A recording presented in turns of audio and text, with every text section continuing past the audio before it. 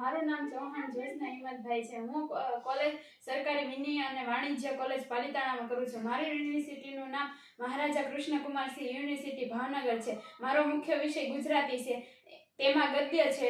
તેનું પેપરનું નામ સૌંદર્ય નદી નર્મદા છે, જે અમૃતલાલ વેગડે રચિત છે। પેપર ક્રમાંક મેજર 4 છે। પેપરનો પ્રકાર હોમ અસાઇનમેન્ટ છે। અસાઇનમેન્ટનો પ્રશ્ન છે અમૃતલાલ વેગડનું સમગ્ર પ્રવાસ સાહિત્ય લેખન। અમૃતલાલે નર્મદા નદીની પરિક્રમા કરી અને તેના રેખાચિત્રો પણ દોર્યા છે। અમૃતલાલ વેગડનો જન્મ 3/10/1928ના દિવસે મધ્યપ્રદેશ રાજ્યના જબલપુર શહેરમાં થયો હતો। અમૃતલાલ વેગડ દેશના પહેલા એવા ચિત્રકાર છે જેમણે નર્મદા નદી પૂરી પરિક્રમા કરી અને સાથોસાથ ચિત્રો પણ દોર્યા છે। અમૃતલાલ વેગડ ગુજરાતી સાહિત્યના અગ્રણી પ્રવાસીય છે। સાહિત્યકાર પણ છે અને નિબંધકાર પણ હતા। તેમણે પ્રવાસને માત્ર સ્થળ દર્શન સુધી સીમિત નથી રાખ્યા, પરંતુ તેને પ્રકૃતિ, માનવ જીવન અને સંસ્કૃતિ, ઇતિહાસ અને જીવન દર્શન પણ જોડ્યું છે।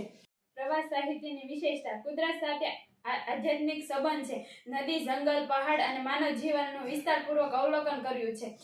ત્યાંનું જીવન દર્શન પણ કરાવે છે।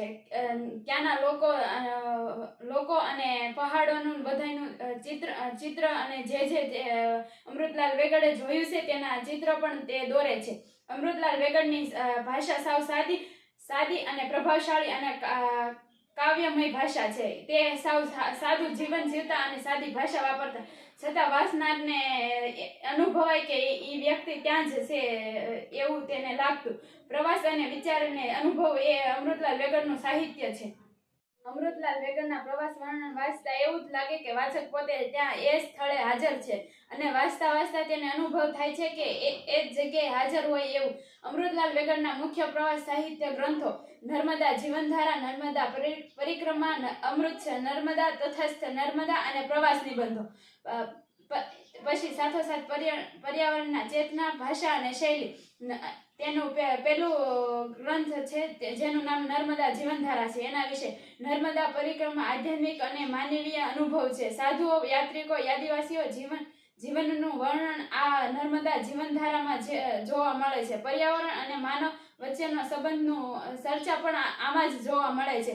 નર્મદા જીવનધારામાં અલગ જગ્યાએ જઈ પરિક્રમા કરી પ્રવાસ સાહિત્યમાં તેને લખ્યું છે।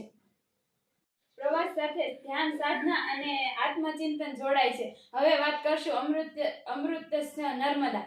નર્મદાની પરિક્રમા આધ્યાત્મિક અને માનવીય અનુભવ છે। સાધુઓ, યાત્રિકો, આદિવાસી જીવનનું વર્ણન, પર્યાવરણ અને માનવ વચ્ચેના સંબંધની ચર્ચા છે। અમૃત નર્મદામાં વ્યક્તિ ત્યાંની જુદી પહેરવેશ, રીત, ભાષા તથા ત્યાંનું વર્ણન કરી તે આ પ્રવાસ નિબંધમાં લખે છે। હવે તટસ્થ નર્મદા વિષયક તટસ્થ વિચારશૈલી, દ્રષ્ટિકોણ, વિકાસ, બંધ, પર્યાવરણ જેવા મુદ્દાઓની ચર્ચા પણ આ તટસ્થ નર્મદામાં જોવા મળે છે। માનવ હસ્તક્ષેપ સામે પ્રકૃતિનું રક્ષણ પણ કરે છે।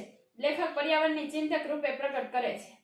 અમૃતલાલ વેગડના પિતા ગાંધીવાદી વિચારો દર્શાવતા હોવાથી તેના સાદાઈથી રહેતા હતા। તેના માતા અને પિતા બંને ગાંધીવાદી વિચારો ધરાવતા હતા, એટલે તે કપડામાં ખાદી જ પહેરતા હતા।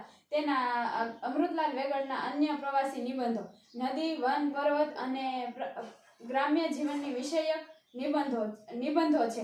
વ્યક્તિગત અનુભવ સાથે સામાજિક સંદેશ: વ્યક્તિને પોતાના સામાજિક સંબંધ સાથે જોડે અને ભારતીય સંસ્કૃતિને જીવન ચિત્રપટ રાખે છે। પર્યાવરણમાં ચેતના: અમૃતલાલ વેગડના પ્રવાસ સાહિત્યમાં પર્યાવરણનું રક્ષણ મુખ્ય વિચાર છે। અમૃતલાલ વેગડ પ્રકૃતિમાં બહુ જ માનતા હતા। પ્રકૃતિનું શોષણ નહીં પણ તેનું પોષણ કરવું। નદીઓ જીવન સંસ્કૃતિ છે। માનવનું સુખ પ્રકૃતિ સાથે જોડાયેલું છે। તેઓ પ્રવાસી કરતા વધુ પ્રકૃતિના સાધક લાગે છે। ભાષા અને શૈલી: સાદી અને પ્રવાહી અને અસરકારક ભાષા છે એની। કાવ્યમય વર્ણન: લોકજીવન શબ્દોના સ્વાભાવિક ઉપયોગ, ભાષા, વિચાર અને અનુભવ સુંદર સંયોજન છે। અમૃતલાલ વેગડે નર્મદા મૈયાની પરિક્રમા કરી અને ચિત્ર પણ દોર્યા છે અને ચિત્ર અને ભારતના એવા પહેલા જ ચિત્રકાર છે. અમૃતલાલ વેગડે પ્રવાસ દરમિયાન જે વ્યક્તિ તથા જંગલ પહાડ જે તેને નવીન જાણવા મળ્યું છે તે પ્રવાસ સાહિત્યમાં લખે છે. ત્યાંની સંસ્કૃતિ, રીત રિવાજો તથા ત્યાંના કુરિવાજો બધું જ તે નોંધી અને પ્રવાસ સાહિત્યમાં લખે છે. અને પ્રવાસ સાહિત્ય જે વાંચતું હોય તેને એમ જ લાગે કે વ્યક્તિ પોતે તે જગ્યાએ હાજર છે. તેને લાગે નહીં કે એ વાંચે છે, તેને લાગે છે કે પ્રવાસ સાહિત્ય ત્યાં જ છે. ઉપસંહાર: અમૃતલાલ વેગડનું પ્રવાસ સાહિત્ય માત્ર મુસાફર વર્ણન નથી, જીવન, પ્રકૃતિ અને સંસ્કૃતિ સાથેનું ચિંતન છે. તેમણે ગુજરાતી પ્રવાસ સાહિત્યને નદી જેવી ઊંડાઈ, પ્રકૃતિ જેવી શુદ્ધતા અને વિચાર ઊંચાઈ આપી છે. આ અમૃતલાલ વેગડનું સમગ્ર પ્રવાસ સાહિત્ય લેખન છે.